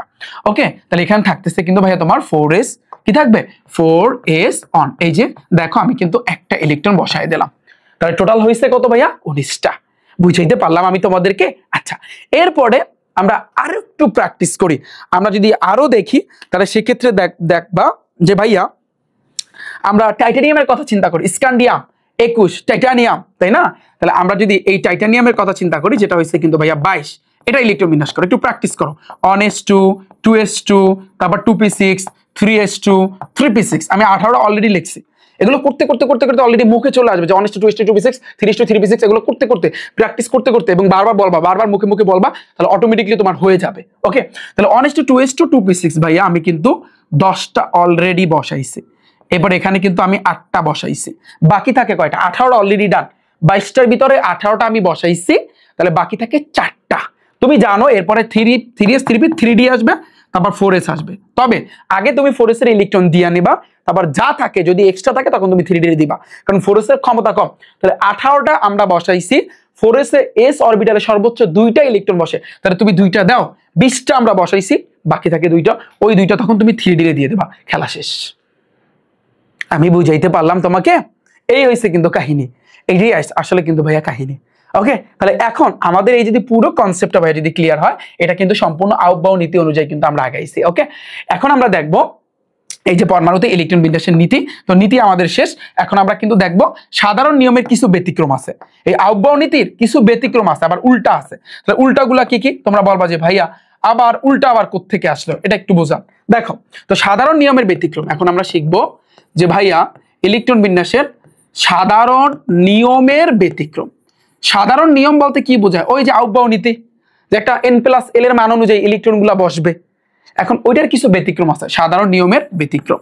তো ব্যতিক্রমের ক্ষেত্রে একটা জিনিস মাথায় রাখবা, আমরা কিন্তু এই জিনিসটা শিখছি যে আমাদের টোটাল অরবিটাল কয়টা ভাইয়া বলো তো? আমরা কিন্তু জানি যে ভাইয়া এই অরবিটাল হইছে কিন্তু কি কি? অরবিটাল হইছে কিন্তু ভাইয়া তোমার s orbital, p orbital, d orbital, আর হইছে কিন্তু f অরবিটাল, তাই না? 4টা অরবিটাল। তো সাধারণ নিয়মের ব্যতিক্রমটা হয় শুধুমাত্র ভাইয়া p এবং d অরবিটালে। আমি আবারও বলি, p এবং d অরবিটালে। কেন আমি একটু বুঝাচ্ছি। আমরা জানি p অরবিটালে সর্বোচ্চ কয়টা ইলেকট্রন বসে? এই লিখে দিয়েছিলাম 6টা। d অরবিটালে সর্বোচ্চ কয়টা? শোনো, p অরবিটালে সর্বোচ্চ কয়টা ভাইয়া? 6টা ইলেকট্রন বসবে। এটা কিন্তু ইলেকট্রন, সর্বোচ্চ কয়টা ইলেকট্রন বসবে ভাইয়া? 6টা। আর d অরবিটালে সর্বোচ্চ কয়টা ইলেকট্রন বসবে? 10টা। অলওয়েজ মাথায় রাখবা, যখন p অরবিটালে তুমি 6টা লেখা দেখবা, তখন বুঝবা যে না, ওরা পরিপূর্ণ আছে, পরিপূর্ণ আছে। আমি আবার বলি, ওরা যখন তুমি দেখবা তখন এরা বুঝতে হবে তোমার কি, এরা কিন্তু পরিপূর্ণ আছে। শর্টকাটটা মাথায় রাখো, পি অরবিটালের মাথায় বা পি এর মাথায় যখন তুমি ভাইয়া 6 দেখবা, তখন তোমার বুঝতে হবে যে ইলেকট্রন দ্বারা এরা পরিপূর্ণ আছে। যখন তুমি ডি এর মাথায় 10 দেখবা, তখন তোমার বুঝতে হবে যে না, এরা কিন্তু ইলেকট্রন দ্বারা পরিপূর্ণ আছে। পরিপূর্ণ আর একটা আছে অর্ধ পরিপূর্ণ, আর একটা শব্দ আছে কি ভাইয়া? অর্ধ পরিপূর্ণ। বিষয়টা দেখো, আর একটা আছে কি? অর্ধ পরিপূর্ণ। এই অর্ধ পরিপূর্ণ মানে কি? 6 এর অর্ধ কত? যেহেতু অর্ধ মানে কি? অর্ধেক। তার মানে 6 এর অর্ধেক কত ভাইয়া? 3। আবার 10 এর অর্ধেক কত ভাইয়া? 5। এই যে 3 এবং 5 যদি থাকে, এটাকে আমরা বলবো হচ্ছে কিন্তু অর্ধ পরিপূর্ণ, আর ওইটাকে বলবো আমরা পরিপূর্ণ। বিষয়টা তুমি বুঝো। খেলাটা হবে ব্যতিক্রমের ক্ষেত্রে, খেলাটা হবে সম্পূর্ণ ভাইয়া অরবিটালের ভিতরে পি এবং ডি, এই দুইটাকে নিয়ে। যেই খেলার ভিতরে দুইটা শব্দ আছে, অর্ধপূর্ণ এবং পরিপূর্ণ, অর্ধপূর্ণ এবং পরিপূর্ণ। এবং তোমাদের বইয়ে সুন্দরভাবে কিন্তু লেখা আছে যে ভাইয়া যে উপশক্তি স্তর, এগুলোকে তুমি উপশক্তি স্তর বা অরবিটাল বলতেই পারো। তো এই উপশক্তি স্তরে পি ও ডি এর অরবিটাল অর্ধেক পূর্ণ, অর্ধেক পূর্ণ তোমার বা সম্পূর্ণরূপে হলে ইলেকট্রন বিন্যাসে সুস্থিত হয়। এই শব্দটা যে উপশক্তি স্তরে এই অরবিটালগুলো, উপশক্তি স্তরে এই অরবিটালগুলো অর্ধপূর্ণ বা পরিপূর্ণ হলে তোমার কি সুস্থিতি অর্জন করে। যদি অর্ধপূর্ণ হয় বা পরিপূর্ণ হয়, তখন সুস্থিতি অর্জন করে। এই শব্দটা যে সুস্থিতি অর্জন করে, সুস্থিতি। যে আমি আবারও বলি, যদি এই যে তোমার ইলেকট্রন যদি তোমার কি হয়, যে ইলেকট্রন গুলো লেখো, এই লাইনটা সবচেয়ে ইম্পর্টেন্ট, এই লাইনটা তুমি লিখে দেবো, তোমাকে স্যাররা ফুল মার্ক দিবে। যে ইলেকট্রন গুলো অর্ধপূর্ণ, অর্ধপূর্ণ দাঁড়া, এখানে পরিপূর্ণ আমি কেন দিছি? ওয়েট ওয়েট ওয়েট ওয়েট, এখানে কিন্তু ভাইয়া হবে অর্ধপূর্ণ হবে, অর্ধপূর্ণ হবে। ওকে, তাহলে ইলেকট্রন গুলা যদি তোমার অর্ধপূর্ণ বা তোমার হচ্ছে কি বা পরিপূর্ণ হলে, পরিপূর্ণ হলে ইলেকট্রন বিন্যাসে, ইলেকট্রন বিন্যাসে, ইলেকট্রন বিন্যাসে দাঁড়াও, এখানে তো ইলেকট্রন গুলো হবে না, অরবিটাল গুলো, সরি সরি সরি, অরবিটাল গুলো, অরবিটাল গুলো, ঠিক আছে? অরবিটাল গুলো লেখো, অরবিটাল গুলো অর্ধপূর্ণ বা পরিপূর্ণ হলে ইলেকট্রন বিন্যাসে সুস্থিতি অর্জন করে, ইলেকট্রন বিন্যাসে সুস্থিতি অর্জন করে। সুস্থিতি অর্জন করে। বিষয়টা আমি তোমাকে ক্লিয়ারলি বোঝাচ্ছি, একটু ওয়েট করো, ধৈর্য ধরো। জাস্ট এতটুকু লেখো, এই এতটুকু সৃজনশীল আসলে তুমি এতটুকু লিখে দেবা এবং এইটা ভাইয়ার মতো দেখাবা যে পি অরবিটাল এবং ডি অরবিটাল লিখতে হবে। পি অরবিটাল এবং ডি অরবিটাল গুলো অর্ধপূর্ণ বা পরিপূর্ণ হলে ইলেকট্রন বিন্যাসের সুস্থিতি অর্জন করে, এতটুকু লাগবে। আমি আবার বলি, পি অরবিটাল এবং ডি অরবিটাল লাগবে আমরা জানি। সৃজনশীল আসলে শুরুতে লাগবে আমরা জানি, তারপর লাগবে কি পি অরবিটাল এবং ডি অরবিটাল গুলো অর্ধপূর্ণ বা পরিপূর্ণ হলে ইলেকট্রন বিন্যাসের সুস্থিতি অর্জন করে। তাহলে বিষয়টা একটু তোমাদেরকে ক্লিয়ার করা দরকার যে আসলে কিভাবে সুস্থিতি অর্জন করে। তোমরা জাস্ট ক্রোমিয়ামের কথা ভাইয়া চিন্তা করো। ক্রোমিয়ামের হয়েছে কিন্তু 24। আমরা আউকবাউ নীতি অনুযায়ী n+l এর মান অনুযায়ী আমরা ইলেকট্রন বিন্যাস করতে থাকবো। তাহলে n+l এর মান অনুযায়ী আমি যদি ইলেকট্রন বিন্যাস করতে থাকি, ভাইয়া দেখো 1s2 2s2 2p6 অলরেডি কিন্তু 10টা লিখছি, 3s2 3p6 অলরেডি কিন্তু আমি কয়টা লিখছি ভাইয়া দেখো, এখানে আমি অলরেডি 10টা লিখছি, এই যে 10টা আমি লিখলাম। এখানে আমি অলরেডি মানে হচ্ছে 8টা লিখছি, 18টা আমার কিন্তু ডান। বাকি থাকে কয়টা? 18টার ভিতর থেকে বাকি থাকে কয়টা? বাকি থাকে হচ্ছে কিন্তু তোমার মানে এখানে সরি 24টার ভিতরে বাকি থাকে হচ্ছে কিন্তু ওখানে 2 আর এখানে 4, টোটাল 6টা। তুমি বলবা যে ভাইয়া আপনি আউটবাউ নীতিতে শিখাইছিলেন যে এরপরে 3d আর 4s আসবে, যেহেতু 4s এর ক্ষমতা কম ওরে আমি 2টা দিব, সর্বোচ্চ পাওয়ারে ওর 2টা বসবে, বাকি থাকে হচ্ছে কিন্তু 4টা আমি কিন্তু ডিতে দিব, রাইট? এটা কিন্তু এই যে যেটা করলাম এটা কিন্তু আউটবাউ নীতি অনুযায়ী করছি, তাই না? কারণ 4s এর ক্ষমতা কম, ওটা আমি 2টা ইলেকট্রন দিয়া বাকি যে কয়টা রয়েছে ওই কয়টা কিন্তু আমি ডি অরবিটালে কিন্তু দিয়ে দিচ্ছি। কিন্তু ভাইয়া এখানে কিন্তু একটা ব্যতিক্রম, এটা কিন্তু ভাইয়া সম্পূর্ণ ব্যতিক্রম। ব্যতিক্রমগুলো একটু মাথায় রাখবা, যেমন ক্রোমিয়াম আছে, কপার আছে, এরা কিন্তু ভাইয়া ব্যতিক্রম। এগুলো কিন্তু তোমার এমসিকিউতেও যেভাবে থাকবে আবার তোমার কিন্তু এগুলো কিসে থাকবে, সৃজনশীলেও কিন্তু তোমার দিয়ে দেবে। বিষয়টা তুমি বুঝো। এখানে কেন ব্যতিক্রম ভাইয়া তুমি চিন্তা করো, আমি একটা কথা বলেছি যে পি এবং ডি নিয়ে তোমার কাজ করতে হবে। পি এবং ডি, এখানে কিন্তু পি নাই, তার মানে এখানে ডি নিয়া। তাহলে এই যে আমি বলছিলাম যে অরবিটাল গুলো হয় পরিপূর্ণ না হয় অর্ধপরিপূর্ণ হলে তাহলে তোমার কি হয়, এরা কিন্তু ইলেকট্রন বিন্যাসে সুস্থিতি অর্জন করে। তাহলে ডি অরবিটালের মাথায় 4টা আছে, ও যদি কোনোভাবে কারো কাছ থেকে একটা ইলেকট্রন ধার করতে পারে তাহলে কিন্তু ওর মাথায় 5টা হয়ে যাবে, তাহলে কিন্তু ও কিন্তু অর্ধপরিপূর্ণ হয়ে যাবে। আর অর্ধপূর্ণ যদি হয়ে যায় তাহলে কিন্তু ও ইলেকট্রন বিন্যাসে সুস্থিতি অর্জন করতে পারবে। বিষয়টা তুমি ভাবো। আমি আবারও বলি, ডি অরবিটালের মাথায় 4টা আছে, ও যদি কোনোভাবে একটা ইলেকট্রন কারো কাছ থেকে আনতে পারে তাহলে 4 আর 1 5, ওর মাথায় কিন্তু তখন 5টা ইলেকট্রন হবে। আর 5টা যদি ইলেকট্রন হয় তাহলে কিন্তু ও কিন্তু অর্ধপরিপূর্ণ হবে, আর অর্ধপরিপূর্ণ হলে ইলেকট্রন বিন্যাসে কিন্তু সুস্থিতি অর্জন করবে। এটাই আসলে কিন্তু চায়, এটাই সবাই চায় যে ইলেকট্রন বিন্যাসে সুস্থিতি অর্জন করতে। এই কারণে কি করবে, এই ডি এই এস এর সাথে একটা বন্ধুত্ব খাটাইছে যে বন্ধু তুই যদি আমাকে একটা ইলেকট্রন দাও তাহলে তোর তো আসলে আহামরি তো কোনো সমস্যা হইবে না, কারণ তোর সর্বোচ্চ তুই 2টা ইলেকট্রন নিতে পারো, তোর একটা দিয়েও তো চলে। এজন্য ওরে এমন ভাবে পক দিছে, এমন ভাবে গলায় ফেলছে ওকে যে আমাকে একটা ইলেকট্রন দে ভাই, একটা ইলেকট্রন দে, তোরে অনেক কিছু খাওয়াবো, অনেক মজা খাওয়াবো, চকলেট খাওয়াবো। সাপোজ এরা এমন ভাবে ওরে গলায় ফেলছে, ও কি করছে বাধ্য হয় ওর 2টা ইলেকট্রন থেকে একটা ইলেকট্রন ওরে দিয়ে দিছে। যখনই একটা ইলেকট্রন ওরে দিয়ে দিছে তখনই কিন্তু ও ইলেকট্রন বিন্যাসে সুস্থিতি অর্জন করছে। তখন এই যে ইলেকট্রন বিন্যাস আমি করছি এটা তখন একটু ব্যতিক্রম ভাবে এভাবে হবে, ক্রোমিয়াম 24 দেখো 1s2 2s2 2p6 10টা ডান, 3s2 3p6 তোমার 18টা ডান, তারপর 3d এবং 4s এর ছিল 2টা, এখন থাকবে একটা, কারণ একটা খাতিল কইরা ডি কে দিছে, ও কিন্তু 5 হয়ে গেছে। তো এখন এভাবে দেখবা ইলেকট্রন বিন্যাস, এভাবে না ভাইয়া এইভাবে কিন্তু তোমরা দেখতে পারবা। অনেকেই কোশ্চেন করে যে ভাইয়া এটা কিভাবে হইলো। এখন তোমরা বুঝতে পেরেছো, আমি বুঝাইতে পারলাম বিষয়টা। এই জিনিসটা সম্পূর্ণ ভাইয়া তোমাদের ক্লিয়ার, এটা তোমাদের ক্লিয়ার যে কিভাবে আসলে ব্যতিক্রমটা কিভাবে। তাহলে ক্রোমিয়াম গেল, এবার আমাদের আরেকটা আছে কিন্তু ভাইয়া কপার। এখন তোমরা এটা প্র্যাকটিস করো, জাস্ট তোমরা কপারটা একটু প্র্যাকটিস করো, দেখি কে কে পারো ভাইয়া, দেখা যাক। তুমি কপারটা চিন্তা করো, কপারের হয়েছে কিন্তু 29। রেডি 1 2 3 খেলা শুরু। তাহলে 1s2 2s2 2p6 10টা কিন্তু অলরেডি ডান, 3s2 3p6 18টা কিন্তু অলরেডি ডান, 3d 4s আমরা জানি 4s এ আগে ইলেকট্রন দিব, 4s এ আমি আগে 2টা ইলেকট্রন দিলাম, কারণ আমরা জানি 4s এর ক্ষমতা কম। ওই যে আউটবাউ নীতি অনুযায়ী কিন্তু আমরা জিনিসটা শিখেছি। তাহলে আমাদের কয়টা গেল, 20টা কিন্তু শেষ, বাকি থাকে হচ্ছে কয়টা, কপার 29 9টা। এই ডি এর মাথায় তখন 9 হইবে, কারণ ডি অরবিটালে সর্বোচ্চ 10টা ইলেকট্রন নিতে পারে। এখন যখনই ডি এর মাথায় 9 হয়েছে তখন ডি মনে মনে চিন্তা করে আমি যদি কারো কাছ থেকে একটা ইলেকট্রন পাইতাম তাহলে আমার মাথায় 10 হইতো, তাহলে আমি কিন্তু পরিপূর্ণ হইতাম, তাহলে আমি ইলেকট্রন বিন্যাসের সুস্থিতি অর্জন করতে পারতাম। এই কারণে কলডায়া বলডায়া যেভাবে হোক যে করে হোক এই ফোরেসকে রাজি করবে যে ভাই একটা ইলেকট্রন দে না ভাই, একটা ইলেকট্রন দে, তোর তো আহামরি সমস্যা হয় না, হয় আহামরি তো তোর সমস্যা হয় না। তখন কিন্তু ভাইয়া যেটা হবে ইলেকট্রন বিন্যাস 1s2 2s2 2p6 3s2, হ্যাঁ 3p6, তারপর 3d এবং আর একটা হচ্ছে কিন্তু 4s। এই যে দেখো 4s এর মাথায় দুইটা আছে, তখন একটা থাকবে, বাকি একটা ওকে দিয়ে দেবে, তখন কিন্তু 3dটা 10 হয়ে যাবে। আমি আশা করি তোমরা এই কনসেপ্টটা বুঝতে পেরেছো। এখন কিন্তু ও ইলেকট্রন বিন্যাসের সুস্থিতি অর্জন করবে।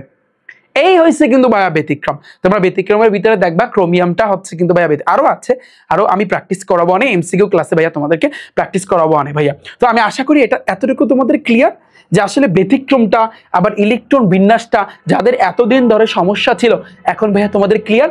আমার ব্যাচের যারা আছো যাদেরকে আমি বলেছি ভাই আমি তোমাদেরকে এই যে পদার্থ বিজ্ঞান বলো, রসায়ন বলো, উচ্চতর গণিত বলো, জীববিজ্ঞান বলো, গণিত বলো, ইংরেজি বলো, প্রত্যেকটা সাবজেক্টে কিন্তু আমাদের এইবার টার্গেট হচ্ছে 100-তে 100। আগে ছিল 90, বাট এখন আমাদের 100-তে 100 পেতে হবে। কেন? কারণ ভাইয়া তোমাদের জন্য দেখো এর পরবর্তীতে আমাদের কিন্তু এই বেসিক ক্লাস কিন্তু শেষ হয়ে যাচ্ছে। এখন আমরা আইসোটপ নিয়ে জানবো, এছাড়া বাকি যেগুলো আছে সেগুলো নিয়ে আমরা জানবো। পরের ক্লাসে কিন্তু আমি তোমাদেরকে type wise one shot MCQ আমি তোমাদেরকে করাবো। টাইপ ভিত্তিক ওয়ান শট এমসিকিউ মোটামুটি ভাবে বলতে গেলে তোমাদের এই চ্যাপ্টারে 5 থেকে 6টা টাইপের এমসিকিউ আছে। তুমি 5 থেকে 6টা টাইপের এমসিকিউ ভাইয়া যদি তুমি শিখো প্রায় 70 থেকে 80টা এমসিকিউ তোমার অনায়াসে কভার হয়ে যাবে। আমি কিন্তু পরের ক্লাসে নেক্সট পরবর্তী ক্লাস আমি কিন্তু ভাইয়া তোমাদেরকে কভার করে দিব। ওকে, সো এরপরে পরবর্তীতে থাকবা হচ্ছে কিন্তু ভাইয়া এইরকম সৃজনশীল ক্লাস। এটা হয়তো বা তোমার হচ্ছে কিন্তু রসায়নের সৃজনশীল ক্লাস না, এটা জাস্ট একটা গণিতের একটা সৃজনশীল, বাট আমরা এই type wise one shot CQ গুলা কিন্তু আমরা করব। তোমার প্রিপারেশনটাকে ভাইয়া চাঙ্গা করার জন্য একেবারে পারফেক্টলি 100-তে 100 পাইয়ে দেওয়ার জন্য এইবারে রিফাত একাডেমি ভাইয়া তোমাদের জন্য এই যে দেখতে পাচ্ছ টাইপ ভিত্তিক, নামটা কিন্তু দেখো, নামটা হচ্ছে কিন্তু তোমার টাইপ ভিত্তিক basic one shot MCQ one shot CQ মানে সৃজনশীল ক্র্যাশ কোর্স কিন্তু এনেছে, দেখতে পাচ্ছ। আগেও কিন্তু তোমরা এই বিষয়টা জানো যে ভাইয়া আমার এই যে ক্লাসটা 2026 সালে তোমরা যারা এসএসসি পরীক্ষা দিবা, যাদের শর্ট সিলেবাস দিছে, এবং 2027 সালে যারা এসএসসি পরীক্ষা দিবা যাদের ফোর্থ সিলেবাস দিছে, ভাই তোমাদের জন্য উভয়ের জন্য ভাই আমার এই একটা কোর্স, যেই কোর্সে ভাই আমি তোমাদেরকে এই যে পদার্থ বিজ্ঞান, রসায়ন, উচ্চতর গণিত এবং জীববিজ্ঞান টোটাল এই 4টা সাবজেক্টে ফুল সম্পূর্ণ ভাইয়া তোমাদেরকে কভার করে দিব। তোমরা কিন্তু অলরেডি ক্লাসগুলো কিন্তু দেখেছো, ফিজিক্সের পদার্থ বিজ্ঞানের দ্বিতীয় অধ্যায়ের উপর কিন্তু ক্লাস দেখেছো, দেখছো না? প্রথমে কিন্তু বেসিক ক্লাস ছিল, তারপর টাইপ ভিত্তিক ওয়ান শট এমসিকিউ ক্লাস আমি করাইছি, তারপর টাইপ ভিত্তিক ভাইয়া সৃজনশীল করাইছি, যেখানেও টাইপ ভিত্তিক কিন্তু ছিল, মনে পড়ে কি না? সো যারা দেখছো দ্বিতীয় অধ্যায় কিন্তু তোমাদের একেবারে ফুল কভার, রাইট? ফিজিক্সের ঠিক সেম ভাবে ভাইয়া এই যে রসায়নের ক্ষেত্রে, শুধু রসায়ন না, উচ্চতর গণিতে যাদের আমরা দ্বিতীয় অধ্যায়ের উপর কিন্তু ক্লাস আছে আমার ইউটিউব চ্যানেল রিফাত একাডেমিতে, সেখানেও আমি তোমাদেরকে দ্বিতীয় অধ্যায়ে যেখানে সবচেয়ে গুরুত্বপূর্ণ অংশ ছিল আংশিক ভগ্নাংশ, 5টা টাইপের মাধ্যমে আংশিক ভগ্নাংশ পানির মতো সহজ বানাই দিছে, দেখছো না তোমরা? আবার জীববিজ্ঞানের 3য় অধ্যায় তোমাদেরকে কিন্তু করাইছিলাম, যারা ক্লাস দেখোনি ক্লাস দেখবা। সো ভাইয়া এইভাবে কিন্তু আমি প্রত্যেকটা ভাইয়া সাবজেক্ট একেবারে ফুল তোমাদেরকে কভার করে দিব, এবং যেই 4 সাবজেক্টের জন্য কোর্সের ফি হচ্ছে মাত্র ভাইয়া 1020 টাকা। তোমার 1020 টাকায় ফুল 4টা সাবজেক্ট ভাইয়া কমপ্লিট হয়ে যাচ্ছে। শুধু বই না, বইয়ের সব কিছু বেসিক, অনশট এমসিকিউ, অনশট সিকিউ মানে হচ্ছে সৃজনশীল, অনেক ফিচার্স থাকতেছে। তুমি দেখো প্রথমে থাকবে বেসিক ক্লাস, তারপর থাকবে টাইপ ভিত্তিক এমসিকিউ, ওয়ান-শট এমসিকিউ। টোটাল আমি ফিজিক্সে 1000 এমসিকিউ করাবো, রসায়নে 1000, উচ্চতর গণিতে 1000, জীববিজ্ঞানে টোটাল কিন্তু ভাইয়া এই 4 সাবজেক্ট আমি 4000 এমসিকিউ করাবো। এরই সাথে সাথে প্রত্যেকটা সাবজেক্ট আমি কিন্তু 340টার মতো কিন্তু সৃজনশীল আমি করাবো। তুমি চিন্তা করো এক একটা অধ্যায় 15 থেকে 20টা সৃজনশীল যদি তুমি করো, তাহলে তোমার প্রিপারেশনটা তোমার কিরকম পর্যায়ে বা কোন পর্যায়ে যাবে তুমি চিন্তা করো। এই জন্য আমি বলেছি তুমি যদি বোর্ডে যদি টপ করতে চাও, তুমি যদি তোমার স্কুল বা মাদ্রাসার ভিতরে যদি তুমি টপে থাকতে চাও, তাহলে সেই ক্ষেত্রে এই রিফাত ভাইয়া টাইপ ভিত্তিক ক্র্যাশ কোর্সটা কিন্তু ভাইয়া তোমার জন্য হবে, এবং এটা বাংলাদেশের ভিতরে এইবারে সেরা একটা কোর্স হতে যাচ্ছে। এবং যারা 2024 সালে এসএসসি পরীক্ষা দিয়েছিল এবং 2025 সালে যারা এসএসসি পরীক্ষা দিয়েছিল, ওরা বলতেছে এখন ভাই আমাদের জন্য এরকম ফিচার্স কেন আনেননি? কারণ তুমি দেখো ফার্স্টে বেসিক ক্লাস, তারপর টাইপ ভিত্তিক ওয়ান শট এমসিকিউ, তারপর সিকিউ, এরপরে তোমাদের টেস্ট পরীক্ষার পরে বোর্ড কোশ্চেন প্র্যাকটিস, আমরা বলতে পারি এটাকে বলা হয় টেস্ট পেপার সলভিং ক্লাস কিন্তু শুরু হবে। তাহলে তোমরা বলো ভাই আমি তো টেস্ট পরীক্ষার পরে এটা ক্লাসটা দেখতেছি, আমি এখন ভর্তি হতে পারবো? হ্যাঁ, যে কোনো টাইমে ভর্তি হতে পারবা। ক্লাসগুলো সুন্দরভাবে সাজানো আছে এবং এই ক্লাসগুলো একেবারে 2027 সালের এসএসসি পরীক্ষা পর্যন্ত থাকবে। এরপরে ভাইয়া কি থাকতেছে, প্রতিদিন এমসিকিউ পরীক্ষা দিয়ে নিজেকে তুমি যাচাই করতে পারবা। ধরো সাপোজ এই অধ্যায় এই যে এমসিকিউ গুলা অনশট এমসিকিউ গুলা করানোর পরে তোমাদের জন্য কিছুদিন পরে আমি একটা পরীক্ষার ব্যবস্থা করব, যে কয়টা এমসিকিউ ভাইয়া তোমরা এখান থেকে প্র্যাকটিস করবা ওগুলোই থাকবে, তোমাদের একটা নির্ধারিত টাইম থাকবে, ওই টাইমের ভিতরে তোমরা পরীক্ষা দিতে পারবা এবং পরীক্ষা দিয়ে নিজেকে যাচাই করতে পারবা যে ভাইয়া কতটুকু তুমি আগাইতে পেরেছো এবং কোথায় কোথায় তোমার ভুল আছে। এরপরে থাকতেছে ভাইয়া এমসিকিউ সিকিউ পিডিএফ। এই যে আমি যে স্লাইডটা করাচ্ছি এটা সম্পূর্ণ ভাইয়া তোমরা পিডিএফ পেয়ে যাবা, টেনশন করার কিছু নাই। এখানে যত কিছু যা লিখেছি সবগুলোর প্রত্যেকটা ক্লাসের প্রত্যেকটা চ্যাপ্টারের উপর আমরা কিন্তু এই পিডিএফ গুলো পেয়ে যাবা। সো যারা বলতেছো ভাই আমার 4 সাবজেক্ট কৃষি, আমি কি 3 সাবজেক্টে ভর্তি হতে পারবো? হ্যাঁ পারবা। 3 সাবজেক্টের জন্য কোর্সের ফি হচ্ছে মাত্র 820 টাকা। তো তোমরা যদি ভর্তি হইতে চাও তাহলে সেই ক্ষেত্রে কিন্তু ভাইয়া তোমাদের আরেকটা বিষয় আমি যদি বলে রাখি ভাইয়া, যারা তোমরা আসলে 2026 সালে এসএসসি পরীক্ষা দিবে এবং 27 সালে যারা এসএসসি পরীক্ষা দিবা তোমাদের জন্য কিন্তু ভাইয়া আমার বই সম্পূর্ণ 4টা সাবজেক্ট কমপ্লিট করার পরে একটা এক্সাম নিব, যেই পরীক্ষা আমি তোমাদেরকে প্রথম পুরস্কার হিসেবে থাকতেছে ল্যাপটপ, সেকেন্ড পুরস্কার থাকবে একটা স্মার্টফোন এন্ড স্মার্ট ওয়াচ, তারপর হচ্ছে কিন্তু একটা ক্যালকুলেটর তোমরা দেখতে পারতেছো। টোটাল আমি 20 জনকে কিন্তু এই পুরস্কার কিন্তু দেওয়া হবে, ঠিক আছে? এবং ল্যাপটপ এবং হচ্ছে এই যে স্মার্টফোন আমি নিজে তোমাদেরকে ইনশাআল্লাহ দিয়ে আসবো। তো দেখা হচ্ছে তোমাদের সাথে। এবং ভাইয়া যারা আমার এই কোর্সে ভর্তি হইতে চাও, ভর্তি হওয়ার জন্য তোমার যে ফোনের ভিতরে ক্রোম ব্রাউজার আছে না, ক্রোম ব্রাউজারে যাবা, এখানে গিয়ে তোমরা সার্চ দিবা রিফাত একাডেমি অথবা rifatacademy.com। যখন তোমরা সার্চ দিবা তখন শুরুর দিকে কিন্তু আমার ওয়েবসাইটটা আসবে, এখানে একটা ক্লিক করবা। এখানে ক্লিক করলে ভাইয়া একটু নিচের দিকে যাবা, শুরুর দিকে তুমি 2 মিনিটের একটা ভিডিও দেখতে পারবা। এটা দেখলে তুমি বুঝতে পারবা যে ভাইয়া তুমি কিভাবে ভর্তি হবা, কিভাবে ক্লাসগুলো দেখতে পারবা, কিভাবে তুমি গ্রুপে অ্যাড হবা, এ টু জেড সবকিছু। এছাড়াও একটু নিচের দিকে গেলে কিন্তু তোমরা দেখতে পারবা এসএসসি 26 এবং 27 লেখা আছে, যেইখানে ভাইয়া তুমি দেখতে পারতেছো একটু নিচের দিকে গেলে physics, chemistry, biology, higher math.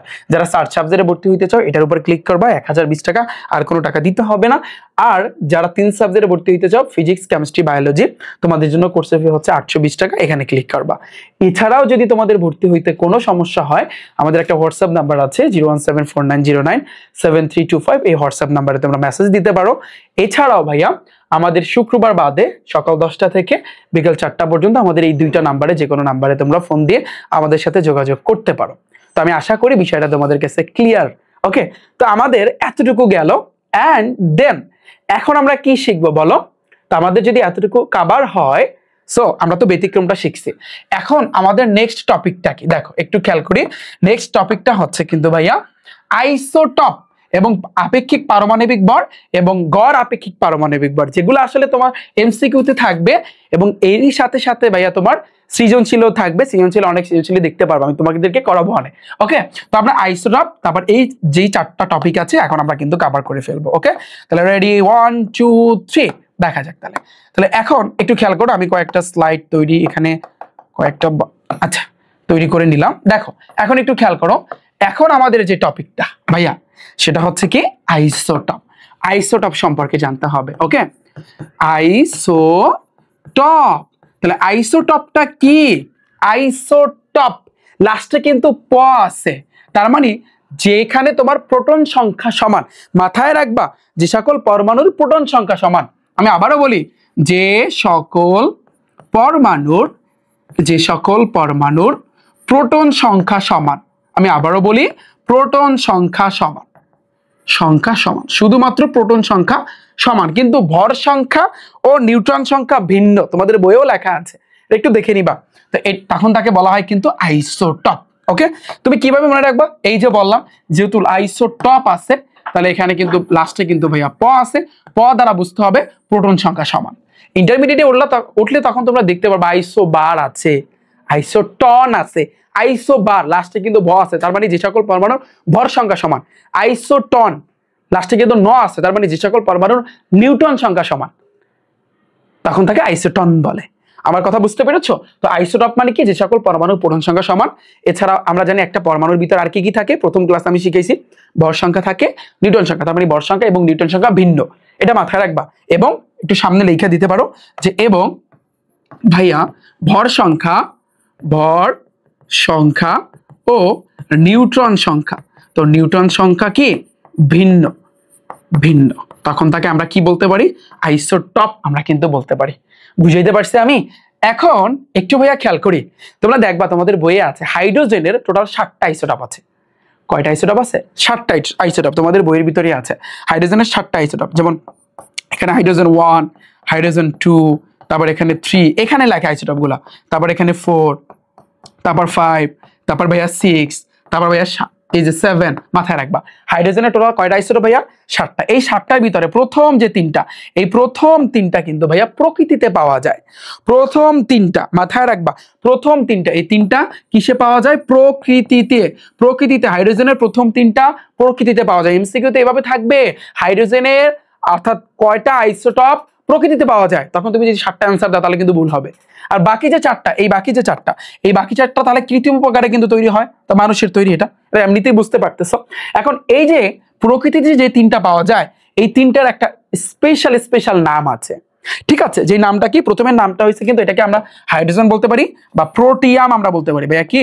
Protium, মাথায় রাখবা এটার নাম কি? প্রোটিয়াম। এই যে সেকেন্ড যেটা, দ্বিতীয় যেটা, এটাকে বলা আমরা কিন্তু বলতে পারি কি ডিউটেরিয়াম। ডিউ দ্বারা এটা দ্বারা বুঝায় দ্বিতীয় বুঝাবে বা 2 নাম্বার, তাহলে ডিউটেরিয়াম, ডিউটেরিয়াম। তারপর তৃতীয় যেটা, এটার নাম কি ভাইয়া? ট্রিটিয়াম। নাম কি? ট্রিটিয়াম। এটা একটু মাথায় রাখবা, ট্রিটিয়াম। এই 3টা নাম একটু ভাইয়া মনে রাখতে হবে, ওকে?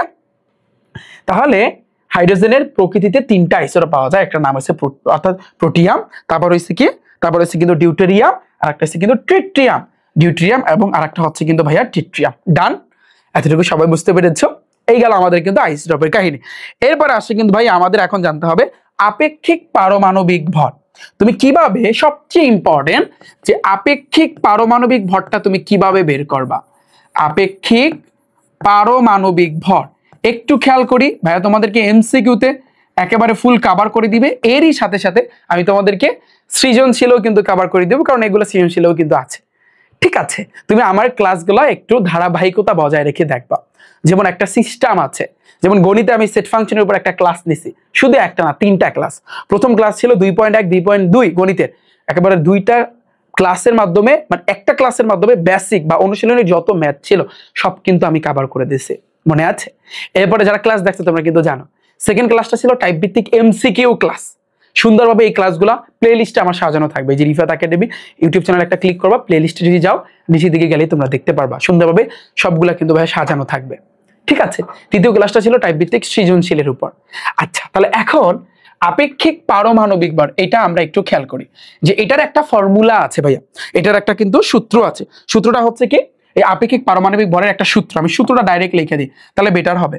যে মৌলের একটি পরমাণুর ভর, মৌলের একটি পরমাণুর ভর, মৌলের একটি পরমাণুর ভর, পরমাণুর ভর ডিভাইডেড বাই কার্বন 12 আইসোটপের 1/12 অংশ। আমি আবার বলি, একটি কার্বন 12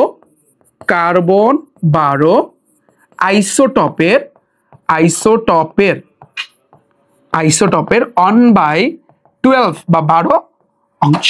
এখন অনেকেই বলবে ভাইয়া এটা বুঝলাম না, এটা একটু খটকা লাগতেছে, যে কার্বন 12 আইসোটপের 1/12 মানে 12 অংশ, এটা আবার কি? এটার একটা এক্স্যাক্টলি ভ্যালু আছে, যে ভ্যালুটা তোমার একটু মুখস্থ রাখতে হবে। এই ভ্যালুটা কি? ভ্যালুটা হচ্ছে 1.66 × 10⁻24 গ্রাম। এই মানটা একটু টানা মুখস্থ রাখবা ভাইয়া, টানা মুখস্থ রাখতে হবে, ওকে? কারণ সবগুলা ম্যাথে তোমার এই মানটা তোমার বসাইতে হবে। তাহলে বলবা ভাইয়া মৌলের একটা পরমাণুর ভর, যদি কোশ্চেন আসে, যদি তোমাকে আপেক্ষিক পারমাণবিক ভর বের করতে বলে, তাহলে কিন্তু এই মৌলের একটা পরমাণুর ভর উপরে দেওয়া থাকবে, যে প্রশ্নটা আসবে ওটা দেওয়া থাকবে। যেমন আমি তোমাদের বই থেকে একটা এক্সাম্পল করাচ্ছি, যেমন বলা আছে যে অ্যালুমিনিয়ামের একটি পরমাণুর ভর, এখানে বলাই আছে তোমাদের বইয়ে, দেখো যে আমরা যদি বলি, এটা একটা উদাহরণ, তোমাদের বইয়ের একটা উদাহরণ, যে বলছে অ্যালুমিনিয়াম এর একটি পরমাণুর ভর, ভর আছে কি দেওয়া আছে এখানে, ধরো 4 তারপর হচ্ছে 482 × 10⁻23 এত গ্রাম আছে। এখন আমাকে বললো যে আপেক্ষিক পারমাণবিক ভর নির্ণয় করো। খুব খেয়াল করতে হবে, আপেক্ষিক পারমাণবিক ভর তোমাকে নির্ণয় করতে বললো। তো আমরা তো জানি আমরা তো এই জিনিসটা জানি যে ভাইয়া আমরা যদি এটা নির্ণয় করতে চাই তাহলে এই আপেক্ষিক পারমাণবিক ভর লেখো, এই যে আপেক্ষিক পারমাণবিক ভর, আমি সূত্রটা লিখবো না কারণ উপরে যেহেতু আমি লিখছি আবার আমি লিখবো না, তোমরা লিখে নিও। ওকে, তাহলে আমরা জানি মৌলের একটি পরমাণু ভর, যেই মৌলের একটি পরমাণু ভর, এই যে মৌলের একটি অ্যালুমিনিয়ামের, এই অ্যালুমিনিয়ামের লিখতে হবে, অ্যালুমিনিয়ামের লেখো, অ্যালুমিনিয়ামের আপেক্ষিক পারমাণবিক ভর। অ্যালুমিনিয়ামের আপেক্ষিক পারমাণবিক ভর বের করার জন্য মৌলের একটি পরমাণু ভর, তাহলে মৌলের একটা পরমাণু ভর অলরেডি দেওয়াই আছে, 4.482 ইন্টু 10⁻⁻23 লিখছো। নিচে বসবে কি কার্বন 12 আইসোটোপের 1/12 অংশ, তাহলে যেটার একটা মান আমরা মুখস্থ জানি 1.66 ইন্টু 10⁻⁻24। বাস, এখন তুমি দুইটাকে ভাগ করবা, ভাগ করলে তোমার রেজাল্ট আসবে কিন্তু ভাইয়া 27, এই যে 27। একটা জিনিস যদি খেয়াল করো, এটা হচ্ছে আপেক্ষিক পারমাণবিক ভর, মানে ওই যে তোমাকে প্রথম ক্লাসে শেষের দিকে আমি বলছিলাম কিছু কিছু আণবিক ভর আছে যেগুলো তোমার মুখস্থ রাখতে হবে, মনে আছে? তাহলে অ্যালুমিনিয়ামের আণবিক ভর কত, কে কে বলতে পারবা? তোমরা জানো অ্যালুমিনিয়ামের পারমাণবিক সংখ্যা হচ্ছে কিন্তু 13, রাইট? 13 2 গুণে 26 হওয়ার কথা, মানে এটা ব্যতিক্রম, এক বাড়তি, তাহলে কত হবে এখানে 27। দেখছো? তো আমি আশা করি তোমরা সবাই এতটুকু বুঝতে পেরেছো। তো এই গেল হচ্ছে আমাদের আপেক্ষিক পারমাণবিক ভর। নেক্সটে আসি, পরেরটা হচ্ছে কি গেল, এটা আমরা এমসিকিউতে দেখবো পুরো জিনিসটা। এরপর হচ্ছে কিন্তু ভাইয়া গড় আপেক্ষিক পারমাণবিক ভর। এখন আমাদের জানতে হবে ভাইয়া গড় আপেক্ষিক ভর, আমরা কি বের করব? গড় আপেক্ষিক, দেখো গড় আপেক্ষিক পারমাণবিক ভর, পারমাণবিক ভর, প্যারা নেওয়ার কিছু নাই, একটু ঠান্ডা মাথায় ভাবো। এখন আমরা গড় আপেক্ষিক পারমাণবিক ভর বের করব। যখনই তুমি দেখবা যেখানে কিন্তু গড় কথাটা লেখা আছে, তখনই কিন্তু ভাইয়া মাথায় রাখতে হবে তোমার এখানে কিন্তু শতকরা আসবে। এটা কিন্তু শুধু আপেক্ষিক পারমাণবিক ভর ছিল, তখন ফর্মুলা কিন্তু এইটা, সূত্র কিন্তু তখন এইটা, একটু মাথায় রাখো। আর যখনই তোমাকে গড় আপেক্ষিক পারমাণবিক ভরটা বলবে তখনই কিন্তু ভাইয়া একটু চেঞ্জ হবে। যেমন আমি একটু উদাহরণের মাধ্যমে বিষয়টা একটু ক্লিয়ার করে দিতে চাই। দেখো কিরকম, যেমন তোমাদের বইয়ে আছে একটা উদাহরণ, সেটা হচ্ছে প্রকৃতিতে ক্লোরিনের দুইটা আইসোটোপ আছে, মাথায় রাখবা। প্রকৃতিতে ক্লোরিনের কয়টা আইসোটোপ? দুইটা, এটা কিন্তু এমসিকিউতে থাকে। ক্লোরিনের দুইটি কি আছে? আইসোটোপ আছে, তাহলে আইসোটোপ আছে। তাহলে প্রকৃতিতে ক্লোরিনের দুইটা আইসোটোপ আছে, তাহলে কি কি আইসোটোপ আছে ঠান্ডা মাথায় পাবো। একটা হচ্ছে 35 ক্লোরিন এবং ভাইয়া অন্য আরেকটি হচ্ছে কিন্তু 37 ক্লোরিন আছে। এখন তোমাকে বললো গড় আপেক্ষিক পারমাণবিক ভর নির্ণয় করো। এখন তোমাকে বললো কি গড় আপেক্ষিক, একটু খেয়াল করি, গড় আপেক্ষিক পারমাণবিক ভর তোমাকে নির্ণয় করতে বলছে। পারমাণবিক ভর নির্ণয় করো। সাপোজ আমাদের এই কোশ্চেনটা করছে, তাহলে একটু আমরা ঠান্ডা মাথায় চিন্তা করি, ঠান্ডা মাথায় চিন্তা করতে হবে আমাদের।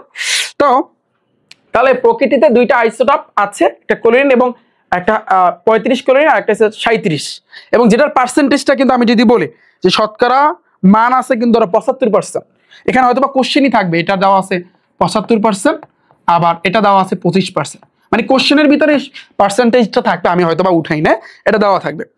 এখন তাহলে আমরা এই যে গড় আপেক্ষিক পারমাণবিক ভরটা কিভাবে নির্ণয় করবো দেখো। তাহলে এখন আমরা বের করবো কি গড় আপেক্ষিক, হ্যাঁ, পারমাণবিক ভর, আমরা এটা এখন বের করব। তাহলে গড় আপেক্ষিক পারমাণবিক ভর, তো এটা কিভাবে আমরা বের করব? এটা ঠান্ডা মাথায় ভাবো। আমি বলছি গড় যদি বলে তখন কিন্তু আরো এখানে পার্সেন্টেজ আছে, পার্সেন্টেজ যদি থাকে তাহলে অবশ্যই কিন্তু আমাদের 100 কিন্তু আসবে মাস্ট, তাহলে নিচে কিন্তু একটা 100 দিতে হবে, কারণ গড় বলছে, এমনিতেই গড় বলছে, তার মানে আমাদের কিন্তু এখন 100 দিতে হবে। এবার তুমি কি করো ভাইয়া, এই যে ক্লোরিনের যে আইসোটোপের মানটা আছে কত 35, এর সাথে পার্সেন্টেজ এটা তুমি গুণ করে দিবা, আবার এখানে 37, এর সাথে তুমি 25টা তুমি গুণ করে দিবা, ঠিক আছে? এবার মাঝখানে তোমার কি করতে হবে? যোগ করতে হবে। আমি বিষয়টা বলি, এই 35-এর সাথে তুমি এই 75 গুণ করে দিবা, অর্থাৎ যেটা পার্সেন্টেজ থাকবে, এবার মাঝখানে একটা প্লাস দিতে হবে। এই 37-এর সাথে তুমি কি করবা? 37-এর সাথে তুমি 25টা গুণ করবা। ওকে, এখন এটার সাথে এটা গুণ করে যোগ করো, তারপর তুমি 100 দ্বারা ভাগ করো, তাহলে দেখবা ভাইয়া এখানে পাবা তুমি 35.5। একই কথা, এই আগেরটা, এটা আর এটা একই, বাট অনেক সময় তুমি দেখবা শতকরা আকারে থাকে, পার্সেন্টেজ দেওয়া থাকে, তখন তুমি এইভাবে বের করতে হবে তোমার। আর অনেক সময় তোমার একটা মান দেওয়া থাকে, মানে একটা পরমাণুর ভর দেওয়া থাকে, তখন তোমার এইভাবে বের করতে হবে। জিনিসটা একই। তুমি দেখো এই যে আমরা তো জানি ক্লোরিনের মানে আণবিক ভর কত, ক্লোরিনের কত 35.5 না, এটা দেখো 35.5, মানে জিনিসটা যেই লাউ সেই কদু, কিন্তু যেই লাউ সেই কদু হওয়া সত্ত্বেও আমাদের একটু একটু কি মানে এইভাবে আমাদের কিন্তু বের করতে হবে। আমাদের কোশ্চেন ঘুরায় ফিরে দেওয়া থাকবে, কিচ্ছু না ভাই, একেবারে পানির মতো জলের মতো কিন্তু আমি তোমাদের কাছে ক্লিয়ার করে দিলাম। ডান ভাইয়া, এতটুকু বুঝছো? আমি তোমাদেরকে আরেকটা ম্যাথ করাবো, যে ম্যাথটা সবচেয়ে ইম্পর্টেন্ট, যেখানে তোমার কি বলছে, শতকরা পরিমাণটা কিন্তু তোমাকে বের করতে বলছে, ঠিক আছে? আচ্ছা, এটা আমি তোমাদেরকে সৃজনশীলে করাই দেবো, এখন আপাতত থাক, ঠিক আছে? তোমাদের বইয়ের ভিতরে একটা উদাহরণ আছে, সুন্দর একটা উদাহরণ আছে, কিচ্ছু না, একেবারে সেম ভাবে কিন্তু আমরা এইভাবে করব। আচ্ছা, এতটুকু যদি ভাইয়া তোমাদের কাভার হয়, এখন আমরা দেখবো ভাইয়া তেজস্ক্রিয়তা, আমাদের লাস্ট অ্যান্ড ফাইনাল যে অংশটা, সেটা যদি আমরা একটু দেখি। আমি যদি তোমাদের বইটা থেকে একটু যদি ভাইয়া দেখাই, একটু ভাইয়া খেয়াল করো, দেখবা পুরো জিনিসটা তোমাদের কাছে পানির মতো সহজ লাগবে। ওকে, সো রসায়নে এমন কোনো চ্যাপ্টার নাই, আমি একেবারে পানির মতো তোমার কাছে সহজ বানাই দেবো। প্রত্যেকটা অধ্যায় এভরি চ্যাপ্টার তোমার কাছে জলের মতো আমি ক্লিয়ার করে দেবো, জলের মতো, একেবারে জলের মতো ক্লিয়ার বানাই দেবো। ওকে, আচ্ছা, জাস্ট রিফাত ভাইয়ের উপর একটু, রিফাত ভাইয়ের ক্লাসগুলো দেখো, তাহলে তুমি বুঝতে পারবে যে না, রসায়ন যে কতটা মজা। শুধু রসায়ন না, তুমি যে সাবজেক্ট আমার ক্লাস দেখো একটা মজা পাবা, ওই সাবজেক্টের প্রতি একটা মজা চলে আসবে। ওকে, আচ্ছা, এখন আমরা যেটা জানবো, তোমাদের বই থেকে এখন একটু পড়তে হবে, আমি দাগিয়ে দেবো এগুলা, এবং দাগানো পিডিএফও তোমরা পাবা, প্যারানাওয়ার কিছু না ভাই আমার ব্যাচে। দেখো, তেজস্ক্রিয় আইসোটোপ, এখান থেকে যে ইম্পর্টেন্ট গুলো আমরা একটু দেখবো। চিকিৎসা ক্ষেত্রে ভাইয়া, রোগ নির্ণয়ের ক্ষেত্রে মাথায় রাখবা, রোগ নির্ণয়ের ক্ষেত্রে টেকনিশিয়াম 99, এই যে দেখো, এই আইসোটোপটা কিন্তু ব্যবহার করা হয়, টেকনিশিয়াম 99। তাহলে একটু আমি নোট করে রাখি, এটা যেহেতু স্লাইড তোমাদেরকে দিব, তাহলে ফার্স্ট অফ অল তুমি দেখো যে 1 নম্বরে যে পয়েন্টটা, সেটা হচ্ছে কিন্তু রোগ নির্ণয়ে যে তোমার আইসোটোপ, আইসোটোপটা কি, নাম কি, আমি মুখস্থ করো, আইসোটোপ, কারণ এগুলো তোমার এমসিকিউ তে তোমরা পাবা। টেকনিশিয়াম TC 99 থাকবে এইখানে, 99 TC মানে কি, টেকনিশিয়াম। ওকে, তাহলে 99 টেকনিশিয়াম 99, যেটাকে আমরা বলতে পারি শর্টকাটে 99 TC, মানে টেকনিশিয়াম 99 গেল আমাদের, এটা শেষ, আর কিছু পড়ার দরকার নেই, আদৌ দরকার নেই। তারপরে হচ্ছে কিন্তু রোগ নিরাময়ের ক্ষেত্রে তুমি যদি একটু চিন্তা করো যে ভাইয়া, যে টিউমারের উপস্থিতি নির্ণয় ও নিরাময়ের জন্য তেজস্ক্রিয় আইসোটোপ 16 কোবাল্ট ব্যবহার করা হয়। 16 কোবাল্ট, আমি আবারও বলি, টিউমারের উপস্থিতি নির্ণয় এবং নিরাময় বা রোগ নিরাময়ের ক্ষেত্রে, ওই টিউমারটা নিরাময়ের ক্ষেত্রে 16 কোবাল্ট, এটা হচ্ছে 16 কোবাল্ট ব্যবহার করা হয়। তাহলে তুমি দেখো, সেকেন্ড নাম্বার হচ্ছে কি, টিউমারের উপস্থিতি নির্ণয় করার জন্য, উপস্থিতি ও নিরাময় করার জন্য, শুধু উপস্থিতি না, নিরাময়ের জন্য, তাহলে নিরাময়ের জন্য যে আইসোটোপটা ব্যবহার করা হয়, সেটা হচ্ছে কিন্তু 16 CO কোবাল্ট, 16 কোবাল্ট ব্যবহার করা হয়। ডান। এরপর আসি, এই যে 16 কোবাল্ট, এটা কিন্তু ক্যান্সারের কোষকলাকে ধ্বংস করে, তার মানে এটা কিন্তু আরো একটা কাজ করে, যে ক্যান্সারের কোষকলা ধ্বংস করে। এই কোষকলা নিয়ে ক্যান্সার কিভাবে সৃষ্টি হয়, তোমাদের জীববিজ্ঞানের 3য় অধ্যায়ে আছে, যে কোষের যদি অস্বাভাবিক বৃদ্ধি ঘটে, আমি জীববিজ্ঞানের 3য় অধ্যায় কোষ বিভাজন, ওই চ্যাপ্টার নিয়ে আলোচনা করেছি, সেখানে একেবারে ক্লিয়ারলি বুঝিয়ে দিছি যে আমরা তো জানি মাইটোসিস বলো মিওসিস বলো, যারা পড়ছো তোমরা কিন্তু জানো যে মাইটোসিস কি মিওসিস কি, তাই না? তো মাইটোসিসের মাধ্যমে কিন্তু কোষের বৃদ্ধি ঘটে, তো এই বৃদ্ধিটা যদি অস্বাভাবিক হয়ে থাকে, তখন কিন্তু ক্যান্সারের সৃষ্টি হয়, তখন কিন্তু টিউমারের সৃষ্টি হয়। তো সেখানে আমি বুঝাই দিছি, তো ক্যান্সারের কোষকলা ধ্বংস করে ভাইয়া, ক্যান্সারের কোষকলা ধ্বংস করে কোনটা, 16 কোবাল্ট, এটা মাথায় রাখবা, এই যে 16 কোবাল্ট ক্যান্সারের কোষকলা ধ্বংস করে। ঠিক আছে, এবার দেখো, রক্তের লিউকোমিয়া রোগের চিকিৎসায় 32 ফসফেট ব্যবহার করা হয়, রক্তের লিউকোমিয়া রোগের চিকিৎসায়। তাহলে তুমি চিন্তা করো, এরপরেরটা হয়েছে রক্তের লিউকোমিয়া রোগের চিকিৎসায় দেখবা, রক্তের লিউকোমিয়া রোগের চিকিৎসায় কি ব্যবহার করা হয় ভাইয়া, 32 ফসফেট ব্যবহার করা হয়। পি মানে কি, ফসফেট, 32 ফসফেট ব্যবহার করা হয়। ওকে ভাইয়া, ডান। আচ্ছা, ফসলের ক্ষেত্রে এখানে তুমি দেখবা, ফসলের ক্ষেত্রে একটা শব্দ ব্যবহার করা হয়েছে, নাইট্রোজেন এবং ফসফরাসের দরকার পড়ে, এটা একটু পড়বা, জাস্ট এখান থেকে একটু পড়তে পারো, এটা এমসিকিউতে থাকবে যে ভাইয়া ফসলের ক্ষেত্রে কি ব্যবহার করা হয়। ক্ষতিকারক পোকামাকড় নিয়ন্ত্রণ করার জন্য পোকামাকড় কীটনাশক কিন্তু ব্যবহার করা হয়, সেটা একটু পড়বা। এরপর আসছে কিন্তু ভাইয়া বিদ্যুৎ উৎপাদনের কথা বলছে, একটু তোমরা পড়বা, এবং তোমরা যদি দেখো এটা হচ্ছে কিন্তু এই জায়গাতে কিন্তু দেওয়া আছে একটা বিদ্যুৎ কেন্দ্র, বাংলাদেশে পাবনা জেলার রূপপুরে যে বাংলাদেশ সরকার পারমাণবিক বিদ্যুৎ কেন্দ্র স্থাপন করছে, একটু রিডিংটা পড়বা, তাহলে বুঝতে পারবা। এবং তেজস্ক্রিয় আইসোটোপের প্রভাবটা এটা তোমার পড়তেই হবে যে প্রভাবটা কিসে কিসে প্রভাব পড়ছিল। তাহলে আমাদের চ্যাপ্টার ক্লোজড এন্ড ডান, শেষ। ভাইয়া আমাকে একটু জানাবা যে আজকের এই ক্লাসটা এবং গতকালকের ক্লাসটা বা প্রথম ক্লাসটা পুরোটা পানি পানি কিনা, এবং তোমাদের কাছে এই তৃতীয় অধ্যায় এখন কেমন লাগতেছে একটু আমাকে কমেন্টে জানাবা। কতটা ইজিলি রাদারফোর্ড পরমাণু মডেল, বোর পরমাণু মডেল, এই রাদারফোর্ড জানি কয়টা কথা বলছে প্রথম ক্লাসে শিখেছি না, 3টা কথা কইছে। বোর কয়টা কথা না, রাদারফোর্ড 4টা কথা বলছে, বোর কথা কইছে 3টা, মনে আছে? আমি কিন্তু সেই টেকনিকের মাধ্যমে সহজে ভাইয়া তোমাদেরকে শিখাই দিয়েছিলাম। তো আজকের ক্লাস ভাইয়া পানি পানি কিনা একটু ভাই তোমরা কমেন্টে জানাবা, ঠিক আছে?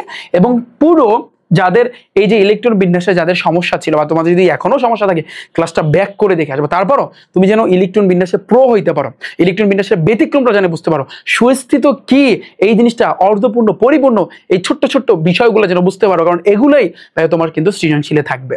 সো যারা ভাইয়ার কাছে পড়তে চাও, তোমরা যদি আমার কাছে ভাইয়া পড়তে চাও, সো রিফাত ভাইয়ার এই যে ক্র্যাশ কোর্স টাইপ ভিত্তিক দেখতে পাচ্ছ বেসিক সিকিউ এমসিকিউ যে ক্র্যাশ কোর্স, ইচ্ছা করলে তোমরা ভর্তি হইতে পারো। ভর্তি হওয়ার সিস্টেম তোমাদেরকে বলে দিলাম। এবং ভাইয়া ক্লাসগুলা কিন্তু একেবারে 2027 সালের এসএসসি পরীক্ষা পর্যন্ত থাকবে। তোমরা বলবো এটা কি, এটা হইছে গণিত এবং ইংরেজি, তো গণিত এবং ইংরেজি ক্লাসে বলবো ইনশাআল্লাহ। সো এটা একটা কম্বো, সো দেখতে পারতেছো দুইটা একসাথে। ওকে, তুমি আলাদা আলাদা আলাদাভাবে চাইলে ভর্তি হইতে পারো। এটা নিয়ে আমি গণিত ক্লাসে এবং ইংরেজি ক্লাসে আলোচনা করব। ওকে, সো আমি আশা করি তোমরা সবাই বুঝতে পেরেছো। সো এই ছিল তোমাদের আজকের ক্লাস। এবং নেক্সট ক্লাসে আমরা কোনটা করবো ভাইয়া? দেখো, আমরা কিন্তু টাইপ ভিত্তিক অনশট এমসিকিউ গুলা করব, তারপর আমরা সৃজনশীল করব। তাহলে দেখবা পুরো চ্যাপ্টারটা আমাদের কাছে জলের মতো ক্লিয়ার হয়ে যাবে। তো তাহলে সবাই ভালো থাকবে, সুস্থ থাকবে, সাথী থাকো রিফাত একাডেমি ইউটিউব চ্যানেল এবং ফেসবুক পেজের, এবং পুরো স্লাইডে ভাইয়া তোমরা পিডিএফ পেয়ে যাবা, প্যারা নেওয়ার কিছু নাই। তাহলে ভালো থাকবে সবাই, আল্লাহ হাফেজ।